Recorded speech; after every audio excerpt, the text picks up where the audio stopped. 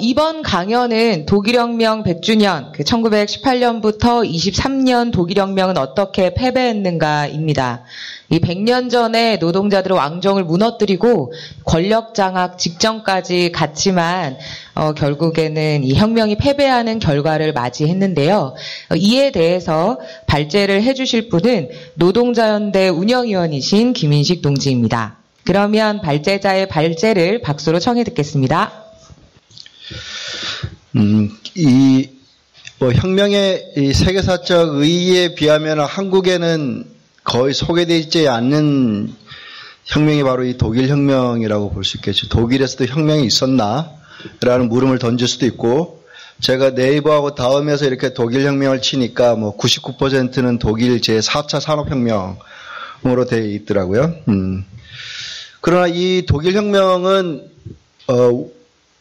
굉장히 중요한 어떤 그런 20세기의 어떤 정치 현상들하고 다 직결되어 있는데, 제1차 세계대전의 종전이라든가 또는 러시아 혁명이 궁극적으로 패배하게 된 객관적인 요인이라는 점에서도 그렇고, 또 20세기의 양대 야만이라고 할 수 있었던 파시즘의 등장이나 스탈린주의 체제의 등장도 다 이 독일 혁명과 그 혁명의 최종적인 패배와 연결되어 있는 그런 정치 현상들이라고 할 수가 있습니다.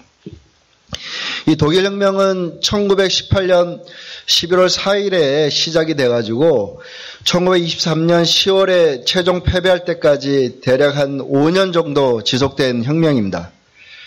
그러니까 좀 전에도 얘기했듯이 독일혁명은 제1차 세계대전을 끝낸 혁명이죠. 1917년 10월 러시아 혁명을 통해서 이 짜르 체제가 붕괴하면서 이제 제1차 세계대전의 이 동부 전선의 전투가 중단이 됩니다. 러시아가 이제 그 전선에서 빠졌기 때문에. 그리고 그 1년 뒤 독일 혁명을 통해서 이 서부 전선에서의 전투가 이제 최종 중단이 되면서 제1차 세계대전이 끝난 거죠. 그러니까 다시 말해서 인류가 일찍이 경험해보지 못했던 끔찍한 이 세계대전을 끝낸 게 바로 러시아와 독일의 노동자들의 혁명을 통해서 가능케 했다는 점을 우리가 기억해 볼 필요가 있습니다. 애초 이 독일의 정치인들, 그 다음에 독일의 군 장성이 제1차 세계대전에 뛰어들 때는 전쟁이 길어봐야 한 9개월 정도 걸릴 거다. 또는 아무리 비관적으로 따져봐도 한 2년 정도면은 자신들이 승리를 통해서 이 전쟁을 끝낼 거라는 다 그 생각으로 들어간 전쟁입니다. 그러나 그 전쟁은 4년 이상이 지속이 됐죠. 그러니까 이 독일의 우익들과 그 군부가 이 전쟁에 찬성을 한 것은 당연하게 생각될 수도 있는데, 당시 독일 정치의 또 다른 주요 플레이어가 독일 사회민주당이었습니다. 이 독일 사회민주당도 바로 이 전쟁에 찬성을 함으로써 이 국제 사회주의자들을 경악해 만들었던 거죠. 사회당 지도부 몇몇은 아예 노골적으로 전쟁을 찬성을 했고, 나머지 대부분은 어쨌든 전쟁은 피할 수 없는 그런 거다. 외적 재앙이고 따라서 그 전쟁을 우리가 반대할 수는 없다. 이런 입장이 1914년 8월에 이 개전할 때만 하더라도 이 사회민주당 내에서 지배적인 견해였던 겁니다. 그래서 1914년 11월에 이제 전쟁 공채, 다시 말해서 이제 전쟁에 필요한 돈을 만들기 위해서 제국의회에서 이제 전쟁 공채 이 표결을 하는데, 이 중에 이제 독일 사회민주당 국회의원 중에 유일하게 카를 리프크네이트라는 사람만이 반대표를 던집니다. 나머지 사회민주당 국회의원들은 다 찬성을 한 거죠. 그리고 독일 사회민주당 내에서의 반전파 리더들은 굉장히 소수였습니다. 당시만 하더라도. 좀 알만한 사람이 이제 로자 룩셈부르크라는 사람, 좀 전에 전쟁 공채 이 발행에 반대표를 던졌던 리프크네이트라고 하는 사람, 그 다음에 프란츠 메링 또는 이제 클라라 채티킨 이런 정도의 사람들만이 독일 이 사회민주당 내에서 반전파 리더들이었습니다. 그리고 이 전쟁 직후에 이 애국주의 광풍이라는 게 굉장히 몰아쳤는데, 똑같은 전쟁에 참전했던 러시아에 비해서 독일에서 훨씬 더 이 애국주의 광풍이 심했습니다. 왜냐하면 얼핏 보면 이렇게 생각할 수 있는데, 러시아에서의 이 지배자는 이 짜르였습니다. 짜르. 그리고 이 짜르에 대한 반감은 워낙 컸고 사실 1914년 8월에 전쟁이 벌어지지 않았다면 러시아 혁명은 1917년 10월이 아니라 14년에 벌어질 수 있을 정도로 짜르에 대한 반감이 굉장히 컸습니다. 그래서 1914년 7월에 러시아의 수도였던 이 페체르스부르크에서는 혁명적 파업이 일어났는데 이 혁명적 파업은 당시에 불법 지하 조직으로 이렇게 탄압을 받았던 볼셰비키가 주도한 파업이었습니다. 그러니까 그 한 달 뒤에 만약에 1차 세계대전이 벌어지지 않았다면 러시아 혁명은 더 당겨질 수 있을 정도로 러시아 국내에서는 짜르에 대한 반감이 워낙 컸던 거죠. 그러니까 이 애국주의가 일어났다고 하더라도 그 독일만큼의 그 정도로 광풍이 일지는 않았는데 반면에 독일에서는 거의 뭐 애국주의 광풍이라고 할 만한 게 있었습니다. 그러니까 거의 뭐 반전 평화 시위라고 하는 것도 그 다음엔 한 1915년에 가서야 일어날 정도로 이 아주 애국주의 열풍이 강했던 거죠. 그거는 이제 이 일종의 전쟁의 이데올로기하고도 관련이 있는데 당시에 이제 독일의 주요 정치인들이든 아니면 사회민주당의 정치인들은 일종의 자신들이 지지했던 그 전쟁은 조국 방위 전쟁이라고 이렇게 명명을 했던 겁니다. 다시 말해서 이 반동의 보루인 이 러시아의 짜르에 맞서서 독일 민중이 이룬 민주적 성과를 지키기 위한 전쟁이다라는 식의 어떤 프레임을 짠 거죠. 그러니까 당연히 이 러시아에 맞서는 독일의 전쟁이라고 하는 건 진보적인 전쟁이라고 하는 어떤 그런 분위기가 가세하다 보니까 이 애국주의 열풍이 대단했던 겁니다. 그러나 이제 이 1917년 2월에 이 러시아에서 1차 혁명이 일어나면서 짜르 체제가 붕괴를 합니다. 그러니까 당연히 이 사회민주당 우파 지도부의 조국 방위론이라고 하는 게 상당히 이제 약화될 수 있는 어떤 그런 객관적인 이 조건이 조성이 됐던 거죠. 그러다 보니까 이제 사회민주당 지도부도 이제 서서히 이제 이동을 하기 시작하는데 이전까지는 러시아가 가장 이렇게 주적이었다면 이제는 이 군 장성들이라든가 아니면 대기업들의 전쟁 지지 노력이 훨씬 더 커다란 독일 인민에게 위협이다라는 식으로 이렇게 자신들의 이 관역을 이동하기 시작을 합니다. 그리고 전세 자체도 이제 독일에게 상당히 불리하게 돌아가고 그리고 특히 이제 프랑스가 이 독일을 굉장히 많이 압박을 합니다. 그래서 이제 전쟁 마지막 해인 1918년만 하더라도 탈영한 병사들이 한 4,000명이라고 그랬는데 이것도 뭐 전체 탈영병의 숫자가 아니라 연합군에게 포로로 잡힌 탈영병만 한 4,000명이라고 할 정도로 이미 뭐 독일군의 사기나 이런 것들은 굉장히 떨어진 이런 상태였던 겁니다. 근데 이런 상황에서도 이제 독일 군부가 여전히 이 전쟁을 지속하겠다고 특히 이제 독일 해군 쪽에서는 이 함대를 출전하라고 이렇게 명령을 내립니다. 그거는 이제 사실 거의 전세가 기울고 우드로 윌슨이 주도하는 그 미국과의 어떤 그 교섭에서 군부가 조금이라도 더 유리한 위치를 차지하려고 막판까지 전쟁을 벌입니다. 사실 이건 뭐 모든 전쟁에서도 전쟁 교섭이 들어갈 때부터 최종 전쟁이 종결될 때가 가장 치열한 전쟁이 벌어지는데 한국 전쟁에서도 이 51년부터 사실 53년 7월까지 거의 2년 동안 교섭이 벌어지고 막판 53년 7월 이 정전협정이 맺어질 때 그 막판에 가장 치열한 전쟁이 벌어집니다. 근데 아무튼 이 독일 최고사령부가 함대 출전을 명하는데 바로 이 상황에서 그러니까 1918년 10월 말에 이제 그 해군 병사들이 이 항명을 시작을 합니다. 그러니까 키일이라고 해서 독일 지도를 보면은 이렇게 북부 끝이 이 발트해하고 이렇게 있다 있는 곳입니다. 그리고 거기에 이제 바로 우리가 익히 아는 이제 함부르크가 가장 큰 도시로 있는 그 지방이라고 볼 수 있는데 바로 여기에 있는 키일 수병들이 해군 병사들이 이제 출항을 거부를 하는 거죠. 그래서 그 출항을 거부한 어떤 한 병사가 아버지에게 보낸 편지를 보면 이런 내용이 있습니다. 저희는 이것이 우리의 마지막 항해가 될 것이라고 생각했습니다. 그래서 본능적으로 명령을 따르지 않기로 결정을 했습니다. 이렇게. 다시 말해서 계속 전쟁 지속을 고집하는 독일 장성들에 맞서서 이제 해군 병사들의 반란이 시작이 됐던 거고 그 반란이 바로 독일의 이 11월 혁명을 촉발을 한 겁니다. 그리고 며칠 만에 이제 프로이센 왕정이 이 붕괴를 한 거죠. 사실 이 독일 혁명은 선진국에서도 혁명이 가능하다는 걸 보여준 중요한 사례입니다. 왜냐하면 보통 혁명은 러시아를 봤듯이 후진국에서 일어나는 거고 경제가 발달한 선진 자본주의일수록 혁명은 불가능해진다고 했지만 당시 독일은 세계 제2의 산업 강국이었습니다. 특히 그리고 유럽이라든가 무엇보다도 이제 혁명을 성공시킨 러시아에 결정적인 영향을 미쳤기 때문에 이 독일에서 11월에 혁명이 발발했을 때 러시아에서 막 수만 명의 노동자들이 환호를 합니다. 아무튼 이 11월 혁명으로 독일 제국이 붕괴를 하고 왕정이 사라지고 어떤 권위를 가진 의회도 없어지는 이런 상태가 이제 일순 찾아오게 된 거죠.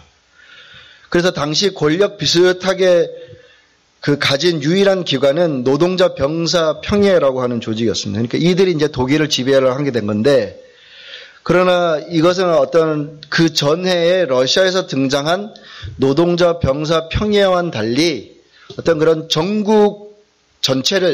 독일 전국 전체를 지배할 수 있는 그럴 정도의 어떤 체계를 갖추지 못했던 겁니다. 그래서 약간 비유를 들자면 좀 노동자 권력의 모자이크 같은 그런 조직이 이제 일순간 했는 건데, 그럼에도 불구하고 지금 왕정도 없고 의회도 지금 그 권위를 갖지 못하니까 어쨌든 갑자기 이들이 가장 핵심적인 이 권력 기관으로 부상을 하는 그런 순간이 찾아온 겁니다. 그리고 이 상대 측은 그동안 전쟁 동안에는 이제 군부가 주도를 하다가 그 군부가 문민 정부에게 이 혁명 직전에 한 10월경에 이 권력을 이양을 합니다. 그러니까 니네가 이제 이 종전협정을 책임지라는 식으로 해서, 그래서 바단의 막스공이라는 사람이 권력을 이양을 받는데, 이 사람은 이제 자기가 기댈 곳은 사회민주당밖에 없었던 거죠. 이 사람 자신은 이제 막스공이라고 하는 사람은 자유주의 귀족 출신인데, 어쨌든 자기를 떠받칠 수 있는 정치 세력은 사회민주당밖에 없으니까 사회민주당하고 이런 얘기를 주고받습니다. 자기가 황제에게 물러나라고 얘기를 하겠다. 그러면 당신은 혁명을 막아줄 수 있냐라고 이렇게 사회민주당 리더에게 묻습니다. 그 리더가 바로 에베르트라고 하는 사람인데, 프리드리 에베르트라고 하는 사람이고, 이 재단이 있습니다. 에베르트 재단이 있고, 이 에베르트 재단은 한국의 민주노총이나 뭐 정의당이나 과거 민주노동당 같은 데 많이 후원을 하는 그런 그 재단입니다. 그리고 그 재단이 바로 이 에베르트를 기념해서 만든 거였거든요. 그래서 그 에베르트가 그런 얘기를 합니다. 황제가 물러나지 않으면 아마 혁명은 피할 수 없을 거다. 그러나 나는 혁명을 제약처럼 싫어한다. 이렇게 해서 둘 사이에 이제 교섭이 이루어진 겁니다. 그리고 이제 사회민주당이 전국의 주도권을 쥐면서 이 키일에 있는 이 해군 병사들과 교섭을 하러 이 구스타프 노스케라고 하는 사회민주당 정치인을 파견을 보냅니다. 근데 이 반란을 일으킨 해군 병사들은 이 노스케를 환영합니다. 왜냐하면은 사회민주당 정치인이 자기들의 혁명을 지지하러 온다고 생각했기 때문에 환영을 하면서 그에게 소비에트 의장 자리를 줍니다. 그러니까 아주 좀 재밌는 상황이 벌어진 거죠. 그러니까 왜 이런 일이 벌어졌냐면, 당시에 그 병사들의 반란을 주도했던 사람 중에 한 명이 이제 아르텔트라고 하는 이 병사인데, 이 사람은 원래 이 군인이 되기 전에는 독립사회민주당 당원이기도 했던 사람입니다. 근데 그 사람이 이제 하는 말이, 사실 노동자 병사 평의회 안에서도 누가 누군지를 몰랐다라는 거예요. 그러니까 당연히 뭐 베를린에서 사회민주당 정치인이 온다니까 자기들을 지지한 줄 알고 그래서 우리는 뽑아준 거다. 이렇게 이제 얘기를 한 거죠. 그러니까 이 노스케의 임무가 순간적으로 모순된 임무를 맡게 된 겁니다. 정부 측 입장에서는 반란을 진압하는 책임자로 간 건데, 병사들의 입장에서는 그 혁명을 촉발시킬 수 있는 리더로 이렇게 떠오르는 이런 상황이 이제 놓이게 됐던 거죠. 물론 그런 어떤 상황의 모순은 존재했지만 노스케 자신은 뭐 굉장히 분명한 입장을 가지고 있었던 사람입니다. 노스케는 이 어영준 군사 조직인 이 자유군단을 이끌었던 사람인데, 이 자유군단은 이제 1919년 1월에 스파르타쿠스 동맹이 일으킨 반란을 진압을 하고, 그래서 로자 룩셈부르크와 카럴 리프크네이트를 이제 살해했던 그 준 군사 조직을 말하는데, 이 노스케가 바로 그 자유군단의 아버지입니다. 그걸 만들었던 사람이죠. 그리고 이 바이마르 공화국 1918년 이제 11월에 이게 이제 왕정이 붕괴됐으니까 병사들은 이제 사회주의 공화국이 등장했다고 생각하지만 또 사회민주당의 입장에서는 이 민주공화 중에 등장을 했다고 선언을 합니다. 그렇게 해서 등장을 한 게 바로 이제 바이마르 공화국이고, 그 바이마르 공화국은 지금 오늘날에도 굉장히 많은 사람들이 예찬을 하는 그런 민주공화정이라고 불리는 건데, 실체는 뭐 꼭 그렇지는 않습니다. 근데 어쨌든 이 노스케는 이 바이마르 공화국의 반동화를 나중에 주도했던 사람이고, 이 바이마르 공화국의 반동화가 마침내는 나치의 지옥문을 여는 발판이 됩니다. 왜냐하면 바이마르 공화국에 대한 대중의 한멸이 나치의 히틀러가 그걸 이용해가지고 자기가 권력을 잡는데 써먹었던 거거든요. 아무튼 이 사회민주당은 이 혁명을 주도하지는 않았어요. 근데 모든 혁명도 그렇고 모든 대중운동이 폭발하면 이런 일이 벌어지는데, 이 전에는 자본가 정당을 지지하고 이런 사회민주당 같은 데를 극좌파로 간주하던 사람들이 처음으로 이제 정치 투쟁에 나서게 됩니다.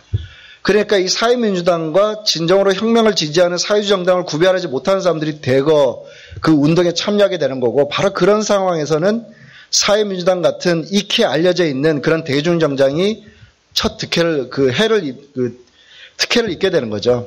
그러니까 마치 그 2016년 박근혜 퇴진 촛불 때 생전 태어나서 처음으로 그 운동에 참여한 사람들이 아마 압도 다수였을 거고, 그 사람들의 눈에는 민주당하고 정의당은 구별이 안 될 것이고, 그리고 그 촛불을 최초로 만들었던 노동자연대나 이런 데는 뭔지도 모르는 이런 사람들이 나오면서, 바로 그런 상황 때문에 어쨌든 그 사람들이 일으킨 그 운동의 최초의 수혜는 마치 이렇게 민주당이 입는 것처럼, 여기서도 이제 독일 혁명에서도 최초의 수혜는 이제 사회민주당이 가져가게 됐던 거죠.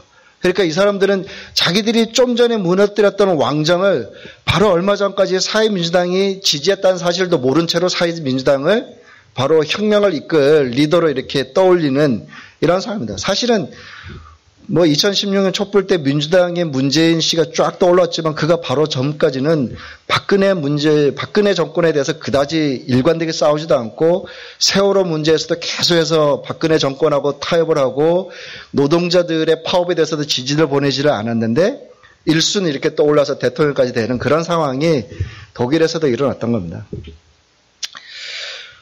아무튼 이 독일 혁명에서 지금 제가 이 주요한 정치 행위자 중에 지금 두 군데를 말했던 겁니다. 하나는 이제 우익 장성들을 얘기했고, 또 하나 지금 사회민주당을 얘기했는데, 그 또 다른 이제 정치 행위자들이 두 조직이 더 있습니다. 하나는 독립사회민주당이라고 있고, 또 하나는 이제 독일 공산당이 있습니다.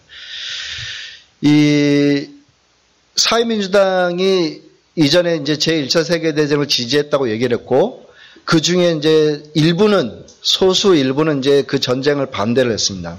그러자 이제 1917년에 사회민주당의 그 주류가 이 반전파들을 축출을 합니다. 그렇게 해서 만들어진 정당이 이제 독립사회민주당, 그러니까 사회민주당부터 독립했다 해서 독립사회민주당을 만든 건데, 이 독립사회민주당은 이제 혁명적 정당은 아니고, 이 막스주의 영어로 이제 중간주의 정당이라고 부르는 그런 정당인데, 뭐 한마디로 말해서 말은 혁명적으로 하는데 실천은 개량주의적으로 하는 그런 정당을 이제 중간주의 정당이다 이렇게 부르는데, 독립사회민주당이 아주 역사적으로 가장 대표적인 중간주의 정당이었습니다. 근데 이러다 보니까 이 독립사회민주당과 사회민주당의 차이는 전쟁에 대한 태도 문제였는데, 이 1918년부터는 이제 전황이 독일에게 불리하게 돌아가고, 사회민주당 다수파도 이제 전쟁에 대해서 더 이상 지지하지 않으니까 둘 사이의 차이가 모호해지는 겁니다. 그래서 도대체 왜 독립사회민주당이 따로 있지? 이런 일이 벌어지게 되는 거죠. 그래서 마침내 이 독립사회민주당은 이제 둘로 분할을 하게 되는데, 하나는 자신들의 과거 고향으로 돌아가서 사회민주당에 입당을 하고, 다른 하나는 더욱더 왼쪽으로 급진하면서 독일 공산당으로 가는 이런 일들이 벌어지면서 독립사회민주당은 마침내 1920년 되면은 이제 사라지게 됩니다.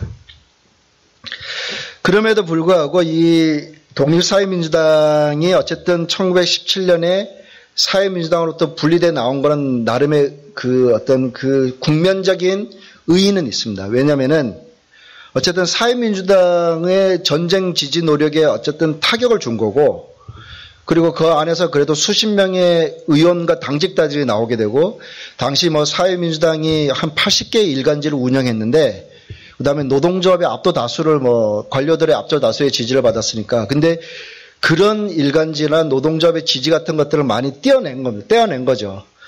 그렇게 되고, 이 정당 자체는 이제 여전히 합법 정당이다 보니까 무엇이 가능하냐면 합법 집회가 가능했던 겁니다. 그러니까 무언가 전쟁에 반대하는 사람들을 수렴시킬 수 있는 그런 조직이 돼줬던 거죠. 그러니까 그런 과정에서 분리한 지 한 6개월 만에 한 15만 명 정도의 당원을 가진 정당으로 팍 성장을 하는 거죠.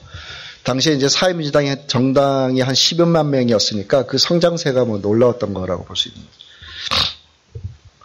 그리고 또 하나의 그 정치 행위자가 이 독립사회민주당, 그 공산당인데, 공산당은 이 독립사민당으로부터 이렇게 분리돼 나와서 1918년 12월 29일에 창당을 하는데, 창당 당시에는 이제 한 4,000명 정도였다고 그래요.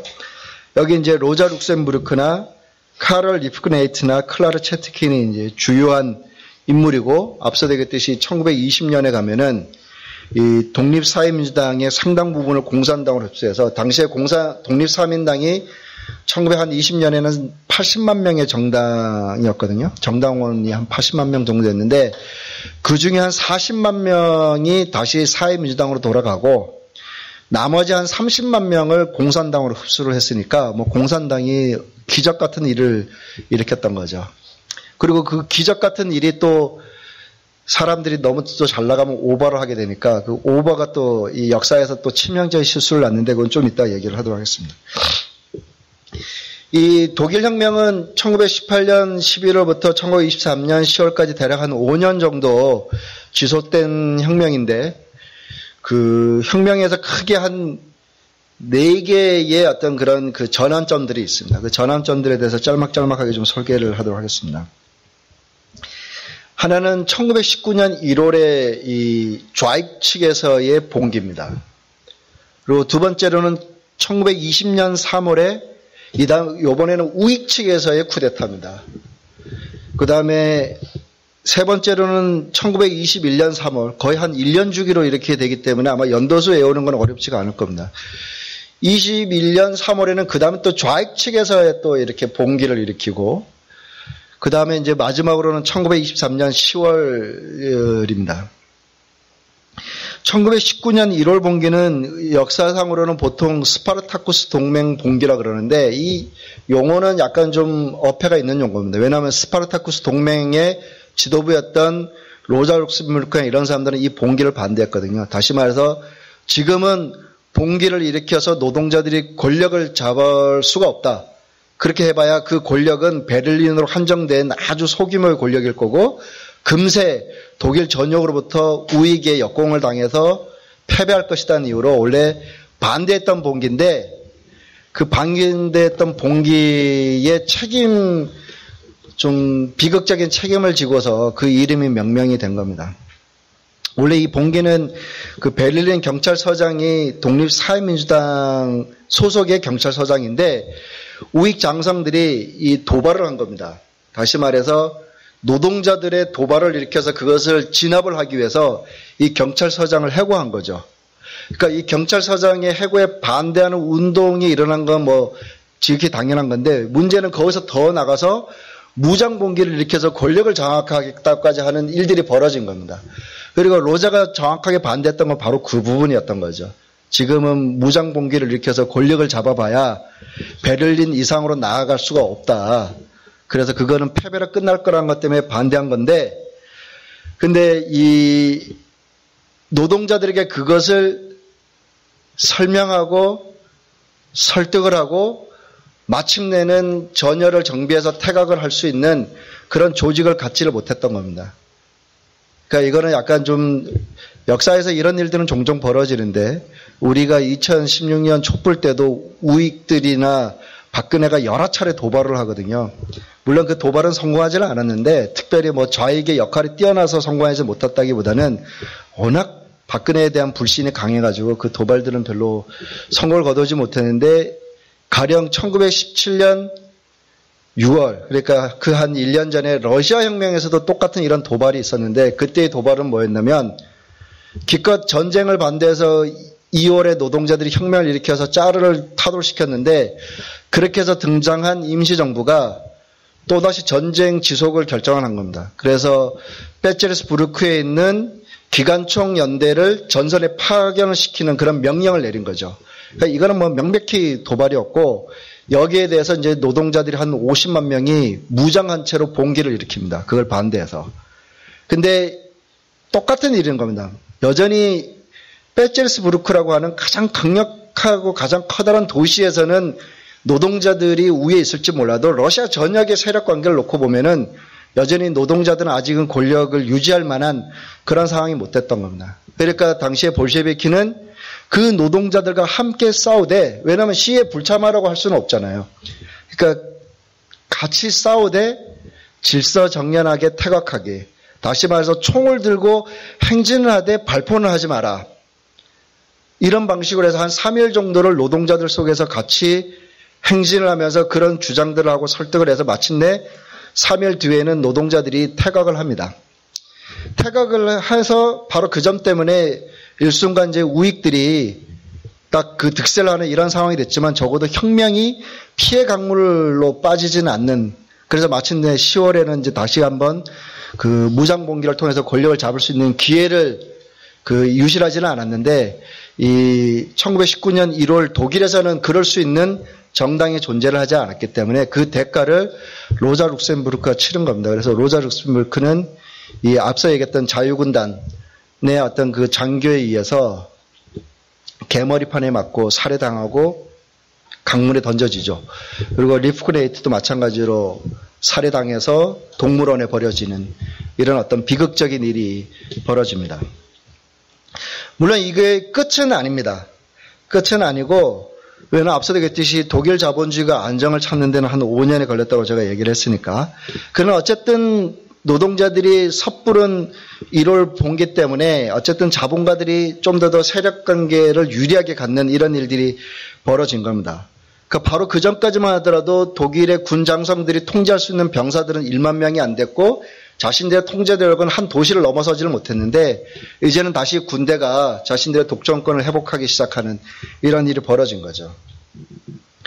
그러니까 이번에는 우익 쪽에서 이제 또 오판을 하는 세력이 나타납니다. 카프라고 하는 인물이 이제는 아예 그 사회민주당마저도 제거시키겠다. 당시는 이제 사회민주당이 자본가 정당과 연정을 구성해서 바이마르 공화국을 형성했는데 이것조차 이제 부정하는 그런 쿠데타를 일으키겠다고 합니다. 그 사람 이름이 카프여서 그걸 가지고 이제 카프 폭동, 뭐 쿠데타라고 부르는데 어쨌든 중무장한 군대가 베를린으로 진격해서 이 정부를 전복했다라고 하는 선언을 하기 시작합니다.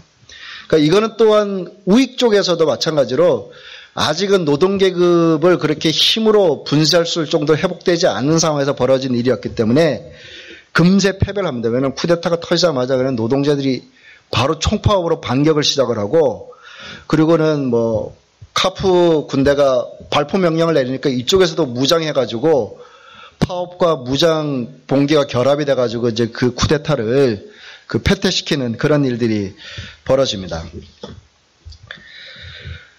이런 상황에서 다시금 이제 20년 3월에 이게 벌어진 일이니까 어쨌든 우익이 실수한 도발 덕분에 다시 이제 노동계급과 좌익들도 이제 힘을 회복할 수 있는 그런 기회가 옵니다. 그래서 앞서 얘기했던 이 독일 공산당이 이 카프 쿠데타 때 자기들의 전국적인 당원수가 한 5만 명밖에 안 되는데 이 80만 명에 달하는 독립사민당을 이제 흡수하는 이런 일들이 벌어졌던 거죠. 그래서 80만 명을 다 공산당으로 갖고 오지는 못했어도 그중에 한 40만 명을 공산당으로 당기면서 일순 공산당이 한 50만 명의 당원을 보유하는 서유럽에서 가장 강력한 공산당으로 부상을 합니다.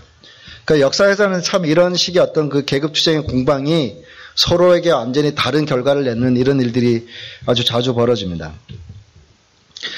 그래서 공산당이 갑자기 한 50만 명의 정당이 되니까 이젠 또 이쪽에서 약간 또 오판하는 일이 벌어지는 거죠. 야, 우리가 50만 명이면 이제는 우리가 더 이상 뭘 이렇게 자꾸 재냐? 우리가 공세를 벌여서 우리가 권력을 잡자라고 하는 얘기가 이제 나옵니다. 이게 이제 이른바 공세 이론인데, 다시 말해서 공세 이론은 이런 겁니다. 소수가 투쟁에 나서서 투쟁을 촉발시키면은 전국의 나머지 노동계급이 그 투쟁을 자극받아서 일어날 거다. 이게 이제 바로 공세 이론인데, 이게 이제 21년 3월에 공세 이론을 펴는데, 이 공세 이론이 어떤 문제를 이야기를 하냐면, 아직은 권력을 잡겠다는 의지가 불분명한 노동자들도 굉장히 많을 거라는 거예요. 그러면서 여전히 사회민주당을 지지하는. 그러다 보니까 지금은 파업을 통해서 권력을 잡자라는 막 시도를 하는데, 그런 노동자가 공장에서 한 10,000명 있는데 한 100명밖에 안 돼. 그 나머지 한 9,900명은 아직은 그런 거에 동참하지 않아. 그러니까 100명이 이 9,900명의 사회민주당 노동자들하고 싸우는 거예요.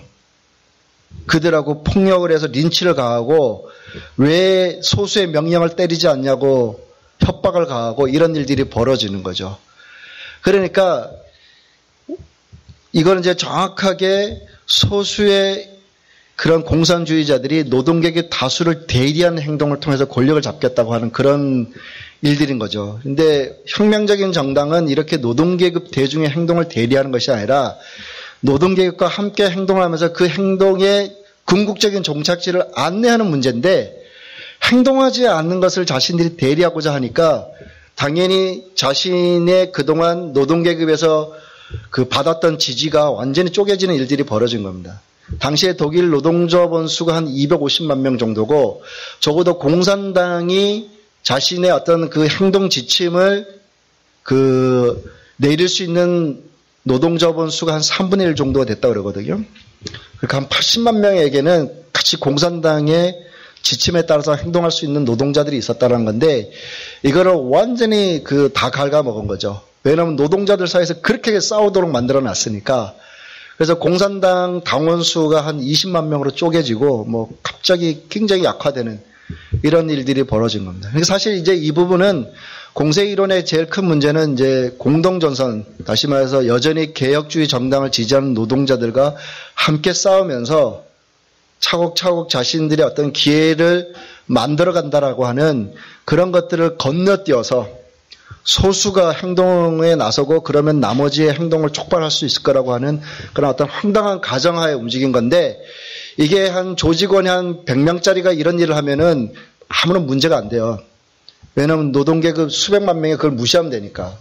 근데 조직원이 한 80만 명이 이런 일을 하게 되면은 완전히 운동 자체가 굉장히 괴멸적인 위기에 빠질 수도 있는 그런 상황이었던 거죠.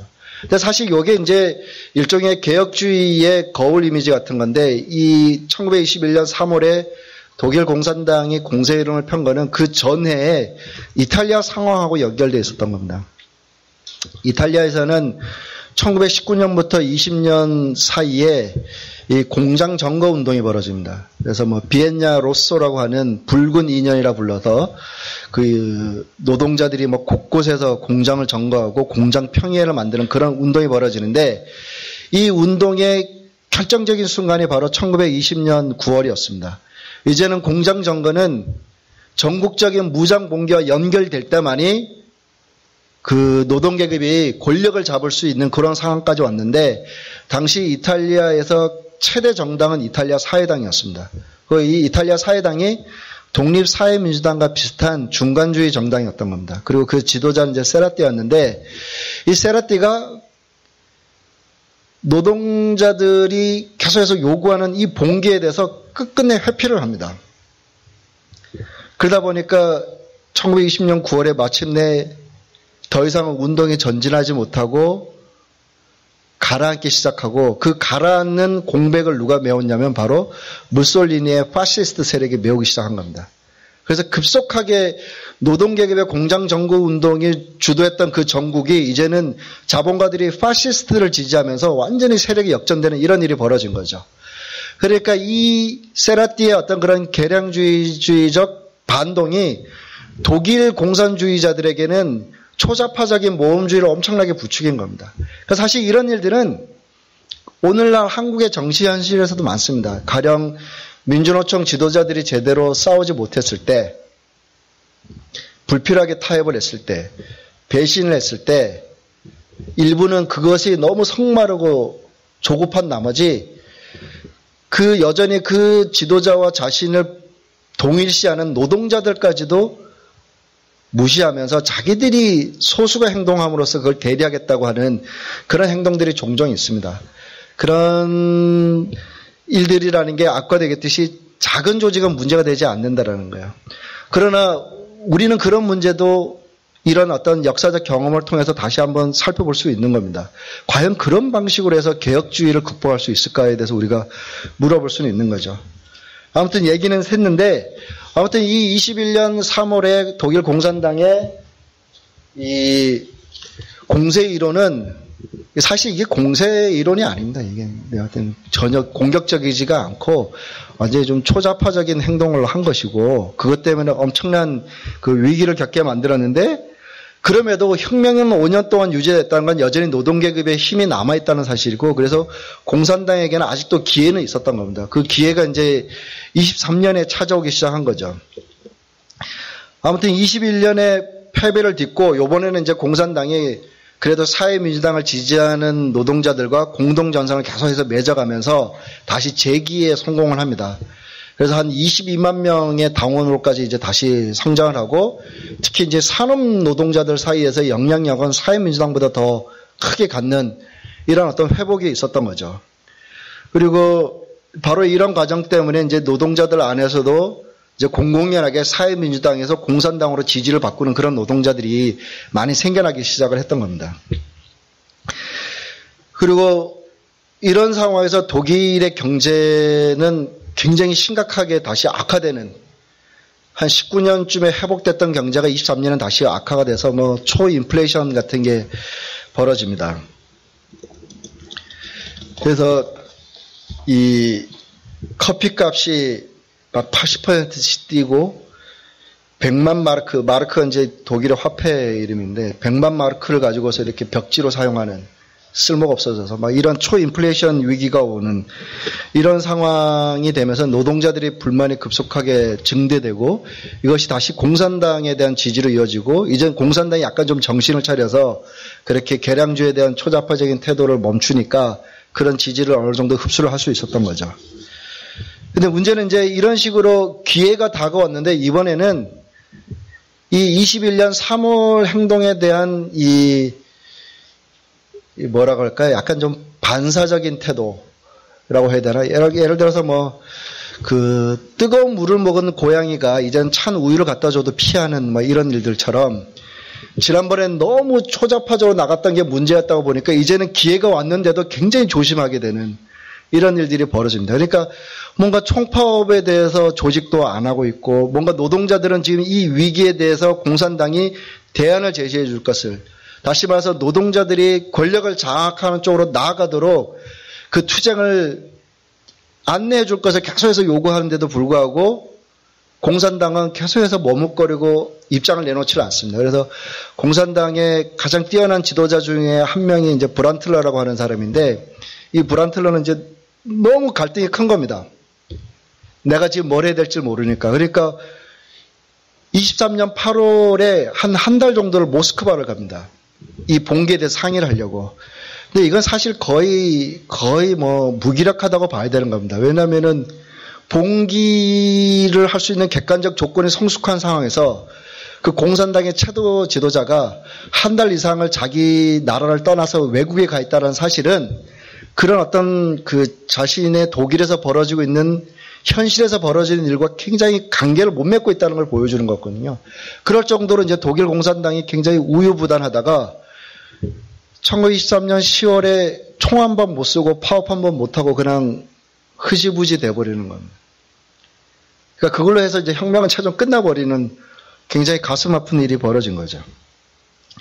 그러니까 지금까지 이렇게 봤듯이 독일 혁명의 패배라고 하는 게 뭔가 불가피한 거라기보다는 그 크리스 아몬이라고 하는 그 작고한 영국 사회주의자가 쓴 책 제목이 있는데 독일혁명에 대해서 The Lost Revolution입니다. 그러니까 다시 말해서 잃어버린 혁명. 그러니까 기회를 놓친 혁명이었다는 겁니다. 근데 바로 이 대가가 근데 굉장히 큰 건데 왜냐면은 바로 20세기의 야만이라고 할 수 있는 파시즘과 이제 스탈린주의가 각각 등장하게 되는데 이 1923년 10월 독일 혁명이 패배하고 나자 러시아에서는 스탈린이 24년에 일국 사회주의를 이제 선언합니다. 다시 말해서 일국에서 사회주의를 건설할 수 있다. 다시 말해서 이제 국제혁명을 폐기한 거죠. 그리고 이제 러시아에서 새롭게 생겨난 신흥 관료들의 이제 안정희구적인 그런 바램을 수용하는 그 방향으로 급속하게 가는 이런 일들이 벌어집니다. 그리고 이제 러시아에서 급속한 공업화 정책을 통해서 서방 자본주의를 따라잡는다. 그리고 이것을 위해서 노동자들에 대해서 강제 공업화를 요구하고 농민들에 대해서는 강제 집산화를 하는 이런 일들이 벌어지게 된 거죠. 그리고 이 독일에서는 히틀러가 이제 등장합니다. 그래서 23년 11월에 히틀러가 미넨에 있는 맥주홀에서 이제 일종의 이 폭동을 일으킵니다. 근데 약간 이제 요거는 좀 해프닝성으로 끝났는데 왜냐하면 아직은 독일의 자본가들과 군 장성이 히틀러 수준의 야만을 요구하지는 않았던 겁니다. 그 정도까지 필요로 하지 않았던 거죠. 자기들이 전국을 안정시킬 수 있다고 봤기 때문에 히틀러를 체포해가지고 징역 6월에 처합니다. 그런데 히틀러는 거기서 멈추지 않고 그로부터 10년이 되지 않아서 1933년 1월에 마침내 독일에서 권력을 장악하게 되고 사실 인류 역사상 가장 끔찍한 야만 중에 하나인 파시즘 체제를 구축하는데 바로 이게 독일 혁명의 패배로부터 먹고 자란 그런 야만이었던 겁니다. 어떤 정리를 하면 독일 혁명은 이 앞서도 얘기했듯이 선진국에서도 혁명이 가능할 수 있다고 하는 것을 보여준 사례입니다. 그리고 두 번째로 이 혁명의 패배의 대가는 굉장히 컸는데 그러나 이 혁명은 결코 패배는 결코 불가피하지가 않았다는 거예요. 그 패배는 어쩔 수 없었다가 아니라 그러지 않을 수도 있었다는 건데 바로 여기에서 부족한 것은 그런 어떤 수백만 노동계급의 영감어린 행동이 부족했던 것이 아니라 그 노동계급의 행동을 동력으로 만들어서 그걸 가지고서 전국적인 조율을 하고 그래서 혁명의 궁극적인 목적지를 안내할 수 있는 그런 어떤 조직되어 있는 그런 정당, 다시 말해서 러시아에서 혁명에 그 가능케 했던 그 볼셰비키와 같은 정당이 그 독일에서는 너무 늦게 혁명의 한복판에서 만들어졌고 그러다 보니까 너무 경험이 없어가지고 그 5년 동안 자충우돌 하다가 결국 패배하는 이런 일들이 벌어졌다는 거. 그것이 바로 독일 혁명의 비극이었다는 겁니다. 그러니까 흔히 역사는 이 기관차에다가 역사를 많이 비유를 하는데 문제는 그 기관차가 혁명가들이 올라탈 때까지 기다리지 않는다라는 게 역사의 교훈이라는 겁니다. 다시 말해서 독일 혁명의 교훈이라고 하는 건 바로 왜 독일에서는 러시아에서의 볼셰비키와 같은 그런 정당이 사전에 혁명 전에 미리 만들어지지 않았을까? 그리고 그렇게 미리 만들어지기 위해서는 무엇을 해야 했을까라고 하는 그런 물음인데 그 물음은 오늘날에도 여전히 유효하다고 생각합니다. 고맙습니다. 발제자의 정리 발언을 듣겠습니다. 일단 사회민주주의 정당은 가장 대표적인 개혁주의 정당이죠. 그리고 동시에 가장 강력한 개혁주의 정치 조직이라고 할 수 있는데 왜냐하면 사회민주주의 정당 말고도 개혁주의 조직은 많아요. 그러니까 예를 들어 참여연대 이런 데도 어떤 점에서 개혁주의 조직이고 노동조합들도 개혁주의 조직이죠. 근데 어떤 그런 데에 비해서 어쨌든 이 노동조합 상근 간부층의 지원을 받는 이런 어떤 그 사회민주주의 정당이 사실 가장 강력한 이 개혁주의 정당이라고 볼 수 있고 왜냐하면 그만큼 노동계급에게 상당한 영향을 미칠 수 있기 때문에 그런 거죠. 그러니까 개혁주의 정당이라고 굳이 이렇게 얘기를 한 건 어쨌든 개혁주의 정당이라는 건 개혁을 제공해 줘야 한다는 거예요. 적어도. 근데 문제는 이제 그것을 개혁주의 정당은 자본주의 틀 안에서 개혁을 제공하고자 한다라는 거예요. 바로 이 점이 그들의 굉장한 모순을 낳는데, 제가 보기에는 어떤 단절이 있다기보다는 그들이 반동과 진보와 반동 이런 것들은 그들이 어떤 처지에 처하냐에 따라서 상당히 달라지는데, 예를 들어서 그들이 일상적인 시기에는 예를 지금 정의당이 보듯이 되게 많은 부분에 대해서 어쨌든 노동계급의 이로운 개혁 입법을 하려고 노력을 하는 거는 보면 진보라고 볼 수가 있는 거죠. 근데 영국 노동당처럼 또는 프랑스 사회당처럼 집권을 해서 자신들이 이제 자본주의 국가를 운영해야 된다고 할 때는 이 자본주의 틀 안에서 개혁을 제공해 준다라는 게 굉장한 모순에 빠진다는 거예요. 왜냐하면 자기는 자본가들의 이해관계도 대변을 해야 되는 상황에 놓이게 되니까, 그러니까 오히려 노동계급의 지지를 받아서 집권하고선 노동계급을 배신하는, 그러니까 이때는 개혁을 제공해 주지 못하는 개혁주의가 된다는 거예요. 다시 말해서 개혁 없는 개혁주의가 된다는 거고, 심지어는 개혁을 해소해가는 개혁주의가 될 수도 있는 거죠. 그 다음에 일상적인 시기에는 노동계급의 의식이라는 게 그렇게 첨예한 갈등을 겪지는 않기 때문에, 다시 말해서 자본주의 틀 안에서 뭔가 개혁을 하겠다고 하는 노동자들의 사고가 크게 모순을 느끼지 않고 봉전할 수 있는데, 혁명적인 시기가 되면 이 둘 사이에서 모순이 있다는 거예요. 내가 개혁을 쟁취하기 위해서는 더 이상 자본주의 틀 안에서는 불가능한 이런 상황. 왜냐하면 자본가들이 더는 양보하지 않겠다고, 노동계급을 진압을 하겠다고 마음 먹는다면 자본주의 틀 안에서 어떤 개혁을 하겠다고 하는 노동계급의 의식은 첨예한 갈등을 일으키게 될 것이고, 그런 상황에서는 사회민주주의, 다시 말해서 자본주의 틀 안에서 개혁을 제공했다는 사회민주주의의 역할이라는 것은 굉장히 반동적인 역할이 될 수도 있겠죠. 왜냐하면 진보라고 하는 건 나아간다는 뜻인데, 이 반동이라고 하는 것은 역행한다는 뜻이잖아요. 그럼 더 이상 혁명적인 상황에서는 자본주의가 진보를 개혁을 제공해 줄 수가 없는 상황에서도 자본주의 틀 안에서 무언가를 하겠다고 한다면은 결국 본인들은 자본주의를 지키는 일들을 한다는 뜻인 거예요. 바로 이제 그런 게 앞서 얘기했던 1918년 독일 혁명에서 왜 그들이 한때는 같은 당 안에 있었던 로자 룩셈부르크를 결국은 살해까지 하게 되는가라고 하는 어떤 그런 모습을 보여주는 거죠. 그러니까 어떤 이 사회민주주의는 반동인가 진보라고 하는 물음은 중요한 물음인데, 그 물음은 사회민주주의 정당이 어떠한 계급 세력 관계 속에서 놓여 있는가를 보지 않고서 단지 어떤 사회민주당의 어떤 이데올로기 이런 것만 갖고는 판단할 수는 없다. 그들이 구체적으로 어떠한 계급 투쟁과 계급 세력 균형 속에서 놓여 있는가라는 걸 봤을 때, 아마도 자본주의의 어떤 일상적인 시기에 많은 경우에는 진보라고 볼 수도 있고, 특히 한국처럼 아직은 사회민주정당이 집권할 경험이 없는 이런 데서는 진보의 성격이 두드러지지만, 혁명적인 시기에는 그러지 않을 수도 있다. 그리고 바로 그런 점 때문에 사회민주당이 굉장히 극심한 그 동료와 함께 분열을 겪을 수도 있다는 거야. 앞서 얘기했듯이 독일 사회민주당이 분열해갖고 독립사회민주당으로 막 나아가고, 그 중에 일부는 더 급진화돼가지고 독일 공산당으로 가는 이런 일이 벌어진 것처럼, 어쨌든 이 사회민주주의 정당은 좀 야누수적인 거고, 아수라백작처럼 상반된 그런 두 얼굴을 가지고 있고, 그들이 어떠한 계급 세력 균형에 놓여 있는가를 보면서 시시때때로 판단을 해야 된다라는 거고요. 두 번째로, 그 로자 룩셈부르크는 굉장히 뛰어난 막시스트죠.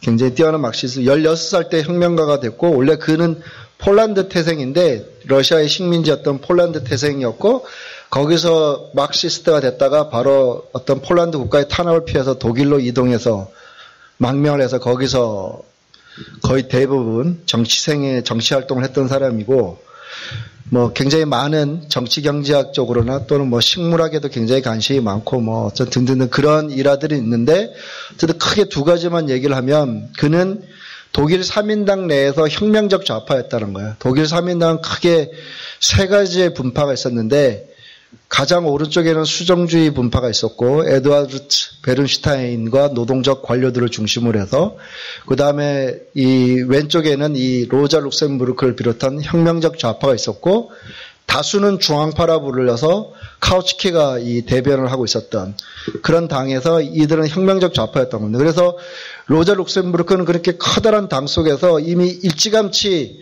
개혁주의의 모습을 봤기 때문에 레닌보다도 훨씬 더 일찍 개혁주의의 약점이나 이런 거를 더 잘 간파했던 거예요. 그래서 이미 1905년부터 1910년 사이에 그가 벌인 이 당내 수정주의를 둘러싼 논쟁을 보면 레닌보다 훨씬 더 날카롭죠. 그래서 카우츠키의 어떤 약점을 훨씬 더 잘 알고 있었기 때문에 레닌은 1914년 8월에 독일 3인당의 전쟁 공채 발행에 찬성할 때까지도 여전히 카우츠키에 대한 강한 믿음을 가지고 있었다면은 이 로자 룩셈부르크는 이미 1910년쯤 되면은 카우츠키가 굉장히 문제가 많다는 걸 이미 알고 있어요. 그러니까 그런 점에서 보면은 개혁주의에 대한 이 어떤 현실에서의 개혁주의가 어떤 문제점을 가지고 있었는지는 레닌보다도 훨씬 더 일찍 간파했던 그런 장점을 가지고 있는 사람인데, 반면에 그에게 어떤 난점은 뭐냐면 레닌은 일찌감치 당을 자기가 만들어야 했던 사람입니다. 그러니까 100명짜리 조직부터 시작해서 자기가 그거를 1917년 권력을 잡았을 때 한 25만 명까지 갔는데 그 14, 5년 동안 그는 스스로가 조직을 만들어야 했던 사람이라는 거예요. 반면에 그렇기 때문에 그는 시시콜콜 돈 문제부터 시작해서 요건 어떻게 하고 저건 어떻게 하고 조직을 어떻게 하고 막 이런 문제에 관여를 한 그런 어떤 장점을 가지고 있고, 바로 그 점 때문에 그는 러시아 볼셰비키 안에서는 아주 좀 이례적인 권위를 가지고 있었던 사람이에요. 반면에 로자 룩셈부르크는 이미 거대한 대중정당이 존재하는 그 당 안에 들어가서 주되겐 교육과 선전을 했던 이런 사람이었던 거죠. 그러니까 자기의 입장에서 봤을 때는 그렇게 당의 주된 임무가 교육과 선전이라면은 100명짜리가 하는 선전보다는 수십만짜리가 하는 선전이 훨씬 더 강력하다고 볼 수 있다는 거예요. 그러니까 그는 여전히 그 당 안에서 혁명적 좌파로 남기를 바랬던 거고, 적어도 로자 룩셈부르크가 그렇게 카우츠키의 본질까지 꿰뚫었다고 본 1910년에는 사실상은 그가 분리했어야 되는 거고, 아무리 늦어도 1914년 8월에 전쟁이 벌어질 때는 분열해서 자기가 조직을 만들었어야만 그 기간 동안에 노동계급 사이에서 자신의 어떤 그런 존재를 증명해 나갈 수가 있을 텐데, 이게 너무 늦어버리니까 이미 혁명기가 되고, 그러니까 노동자들이 스파르타쿠스 동맹이 뭔지를 모른다라는 거예요. 그런 상황에서 네 보고 야 감나라 배나라 하면은 네가 뭔데 그러냐 이런 거고, 반면에 볼셰비키는 이미 십몇 년 동안 그 일을 해오니까 그래도 볼셰비키가 감내라 그러면은 쟤들은 뭔가 이유가 있으니까 감을 내놓으라고 한 거야 라고 노동자들이 얘기를 듣는다라는 거예요. 바로 이 차이가 이제 혁명을 성공시킨 것과 로자가 비극적인 죽음을 맞이한 것의 어떤 차이였던 거죠. 그러니까 어떤 점에서는 그들이 놓였던 어떤 그런 객관적인 정치 환경이라고 하는 점이 상당히 큰 영향을 미친 거고, 그러나 그런 정치 환경에 대한 최종적인 자신의 어떤 그런 주관적인 판단과 그 행위가 또 이런 어떤 맞물려 가지고 이런 차이를 낳았다고 할 수는 있겠죠. 그 다음에 그 독일 혁명에 대해서는 당연히 앞서도 한 분이 얘기했듯이 러시아 막시스트들에게, 러시아 사회주의자들에게는 독일 혁명이 거의 전부였던 거예요. 우스갯소리로 레닌 죽을 때도 독일을 향해서 머리를 대고서 죽었다고 할 정도로 거기에 자기의 운명을 걸었던 거예요. 뿐만 아니라 러시아 혁명의 운명을 걸었기 때문에 굉장히 여기에 대해서 많은 개입을 했던 거죠. 특히 독일 혁명은 이 러시아와 달리 이 좀 경험 없는 성 많은 이 초자파들이 유럽에서 모두가 몰려 들어가지고 거기서 일종의 자기들의 그런 요즘으로 하면 오디션 같은 걸 본 거예요. 온갖 자기들이 이제 독일 혁명을 와가지고 막 거기서 이제 다 자기들이 한마디씩 해놓은 거죠. 특히 이제 네덜란드나 이런 쪽에서의 어떤 초자파들이 와가지고 이 혁명에 대해서 완전히 어떤 그런 섣부른 입장들을 많이 냈는데, 노동조합, 의회 이런 건 다 자본주의 수호를 위한 기구이기 때문에 공산주의들이 이용할 수는 없고, 공산주의들은 오로지 소비에트만을 이용을 해야 된다든가 이런 식으로 취하니까 여전히 노동조합이나 의회에 기대를 걸고 있는 노동자들을 획득하기 위한 어떤 노력들을 하지 않는 이런 일들이 많았고, 이런 게 이제 독일 혁명을 굉장히 많이 분탕치는 이런 일들이 벌어졌던 겁니다. 그래서 거기에 대해서 레닌은 이제 1919년에 짤막한 팸플렛을 내놓는데 그게 이제 좌익 공산주의 유치증이라는 글인데 바로 그게 독일 혁명을 겨냥해서 내놓은 거고 또 그 20년에 코민테른에서도 이제 막 레닌과 트로츠키가 공동전선이란 무엇인가를 굉장히 강조를 하면서 내놓는 게 바로 이 독일 혁명을 특히 염두에 두고서 그런 얘기를 했던 거고 앞서 얘기했던 그 독일 공산당과 독립사회민주당이 20년 8월에 통합을 할 때도 이것도 사실은 독일 공산당이 이니셔티브를 발휘한 게 아니라 오히려 지금 이쪽에서 이 레닌과 트로츠키와 코민테른이 오히려 개입을 해가지고 그 통합을 이루는데 그래서 지노비에프가 그 통합대회에 가갖고 4시간을 연설을 합니다. 통합을 끌어내기 위해서.